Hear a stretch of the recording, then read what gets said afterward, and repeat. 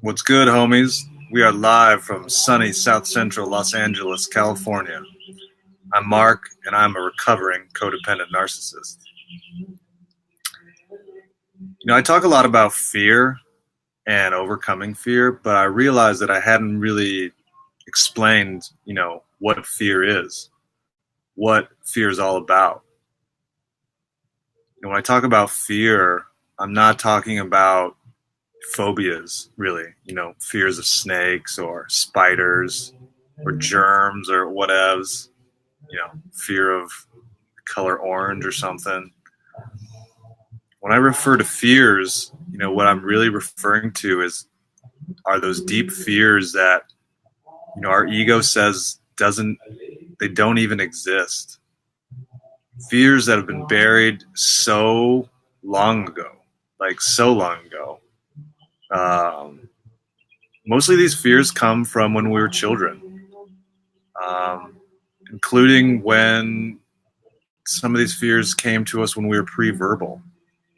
This shit has been kicking around in most people in their heads and bodies for like their entire lives, including myself. I, like most people, have been, paralyzed by my inner child for most of my entire life. These are fears that until recently I wasn't even able to admit to myself. These are fears that, for me, like most of us, fears that I was even afraid to write down in a journal because I was afraid that somebody would find the journal and like find out who I really was. So I couldn't even write this shit down. I couldn't even admit it to myself. Let alone like trying to tell somebody about myself, about who I am at my core, about these fears. To tell like an intimate relationship or deep a trusted friend, even that's impossible because I always felt, and this is how most people feel, that fuck man, if people like finally figure out who I really am at my core, they're never going to want to spend time with me ever again. And this was and still is a challenge for me because all I've ever wanted was to be liked by others, to have friends. It was always kind of difficult for me to. I was always kind of different, So the people I vibed with were always special. I always really enjoyed them, and for them to find out like who I really was at my core, that I'm this hugely fearful person, and I don't even really like myself that much. I mean, how could anyone else really like me if I wasn't able to look at myself and to face my own fears? And that's the type of fear that I'm really talking about here. I'm talking about fears like fear of failure, fear of being unlovable, fear of death, fear of being unworthy, fear of abandonment or being alone, fear of rejection, fear of humiliation, fear of embarrassment, fear of shame, fear of criticism, fear of judgment, fear of being unimportant, fear of being invisible, fear of losing oneself, fear of intimacy, fear of success, fear that I'm nothing, any sort of fear that I feel like there's some sort of separation between me and another.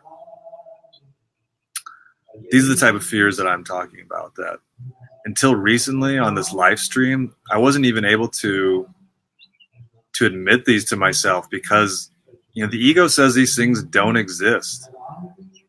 The ego makes our lives livable by burying these fears so deep underneath the rug and throwing away the key. If rugs had keys,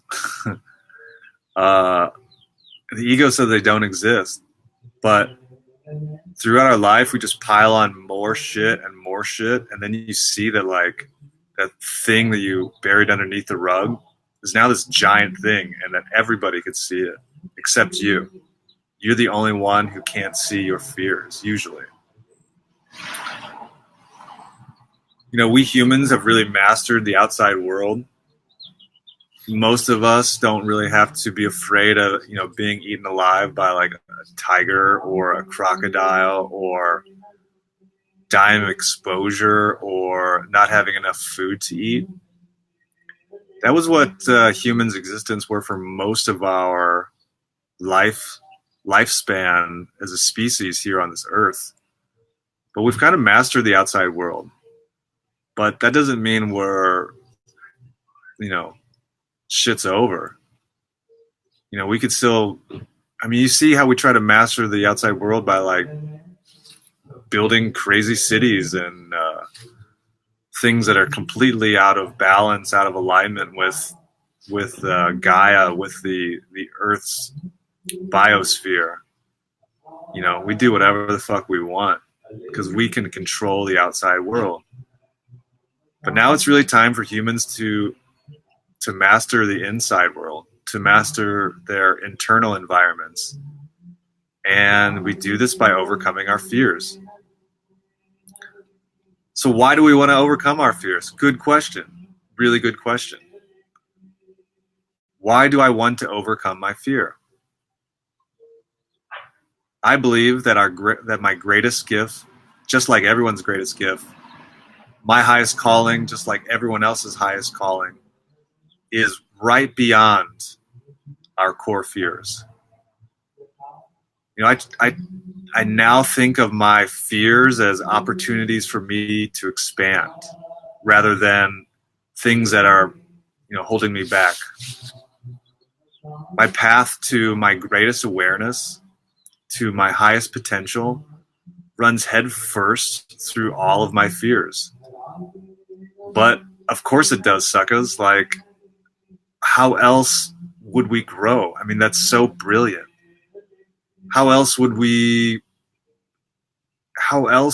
could this possibly work to expand to our highest potential except by looking at ourselves, by looking and facing and overcoming our fears? I mean, that seems so simplistic to understand, but actually doing it, actually facing your fears is a lot easier, a lot more difficult than just me talking about it.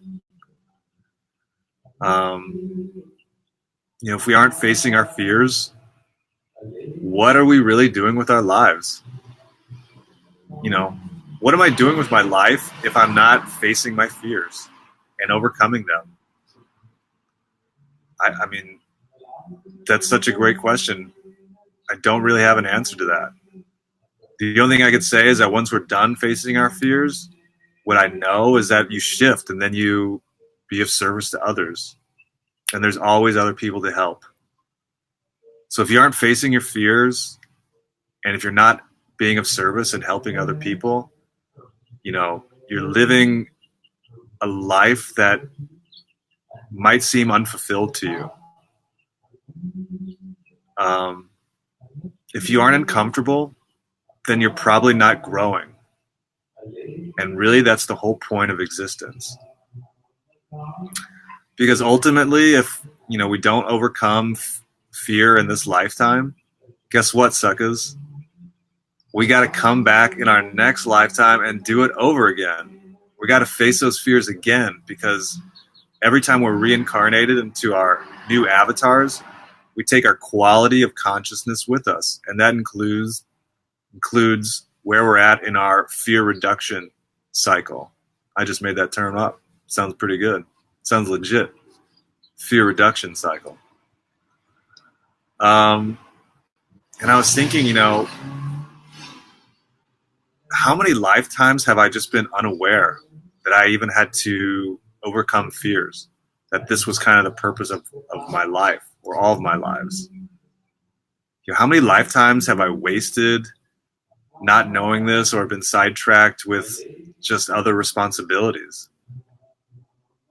I mean, I guess I could go and look them up, but that's not really the point. The point is, in this lifetime, what am I going to do about it? And because I have this awareness now, I keep telling you suckers, I'm going all the way. I'm trying to overcome all of my fears. And I've always had in the back of my head ever since I was a child that one day I would be a great person. And that seemed so far from any sort of possibility of coming to realization for most of my life.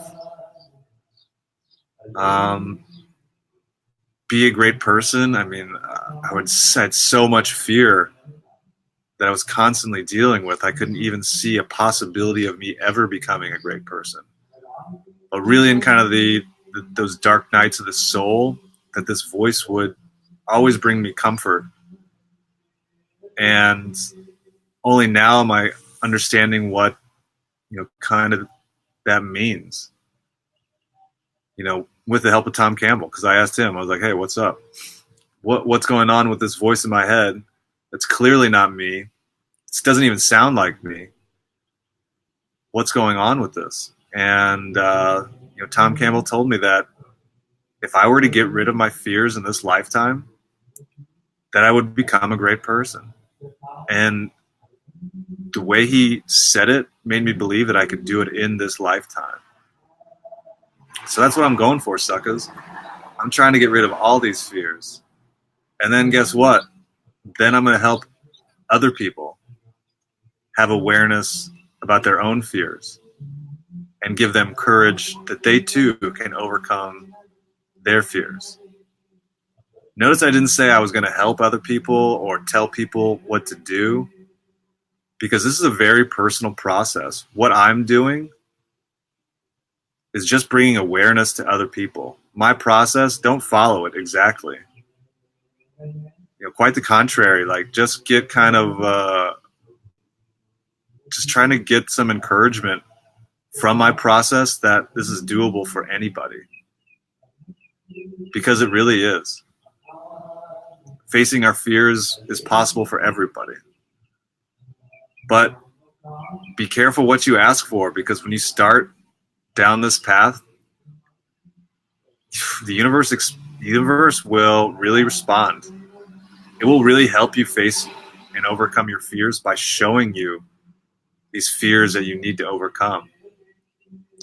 And this happens a lot in our relationships, especially our relationships with more significant others.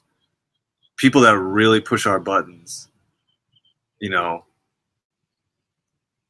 these types of people start coming into our lives, and our fears will be right there. And then we have free will. We can either deal with it. For example, in an intimate relationship, if your emotional set point is fear, you're going to draw that type of person into your life to show you what you need to overcome. You might think that it's love, but it's really something different. It's really a different type of attachment. It's not love. It's fear-based. And that in and of itself is a super difficult thing to understand, super difficult to have awareness around. But if I'm asking that, hey, I'm working on getting rid of my fear of being unlovable, situations and people are going to show up in my life that are going to trigger this fear. It's just how, dude, this is law of attraction type shit. Law of attraction doesn't always mean you're driving around in a Bentley, man. A lot of the time means it's, hey, here are the fears that you need to overcome. You're unconsciously or subconscious is attracting these things into your life. And then really it's up to me, or it's up to you to see what's really going on. That this is not love, this is fear. And really, fear is smoke. Fear has no hold over me. Fear is a paper tiger, man. Until I deal with it, fear is going to be a very difficult thing and very powerful force in my life. But once I face it and overcome it, man, that thing just goes away. Well, I mean, it goes away slowly. It becomes easier and easier and easier to deal with it. But eventually it's going to go away. And so when my fears come up, I just, breathe and relax and really let that fear go. Just let it go, sucker. Don't try to obsessively think about it or try to figure it out or rationalize it. Just got to let it go. Let it go, because it's a waste of my time. Fear is a waste of my mother-loving time. So, if you're kind of fearful about just doing these scenarios in real time in this reality frame, another tool that I use is that I can create scenarios in meditation that I can use to help me overcome fears. That's another super amazing thing about meditation, is you can do shit like that. Oh, I got a fear of whatever. I can create a scenario in meditation and it'll play out and it'll help me face this fear. Doesn't mean that it's not going to show up in this reality frame. Just means that it's another tool to help overcome fear. And once you have the awareness about one fear of how it gets triggered, don't give up, sucker. Keep working on it. Don't give up. Don't give up after the first time or the 21st time or the 51st time or the 101st time. Just keep letting that shit go. Relax, breathe, let that shit go. These deep fears have been with us for maybe our entire life, for many of us, many lifetimes potentially, karmically through our family. How many generations has these fears been passed down? So we're talking about some serious work here, but don't get discouraged. It might take a while, but it might take years to get over these fears. But if you don't start the process, they're not going to get rid of themselves. Those fears are still going to be there regardless of when you start. So you might as well start today, or as soon as you are ready, or as soon as you have awareness around these fears. And without meditation, it's almost impossible to spot our fears. Without meditation, we are unconsciously reacting to the tens of thousands of thoughts in our own minds, plus stimuli from the outside environment. What meditation does is slows down this reaction process. It allows us to separate. I am not my thoughts. I am the observer of my thoughts. If I talk to you about meditation and you don't understand that, or if I talk to you about spiritual growth and you haven't gotten to this place yet, this is a good place to start. I am not my thoughts. I am the observer of my thoughts. To this point, the great Viktor Frankl says, and I quote, "Between stimulus and response, there is space. In that space is our power to choose our response. In our response lies our growth and freedom." End quote. That says it all. You have to have that space in between to really see what's up. If you find this message, you're on the path. You're on the path to search for and find your own truth. And that makes you a truth seeker. And because of that, I understand you. But just because you're alive, beyond being a truth seeker or having any other label, just because you're alive, just because you're human, means that I love you. I love you with all my heart. So thank you for letting me share, and thank you for letting me be of service. Later, homies, shorties.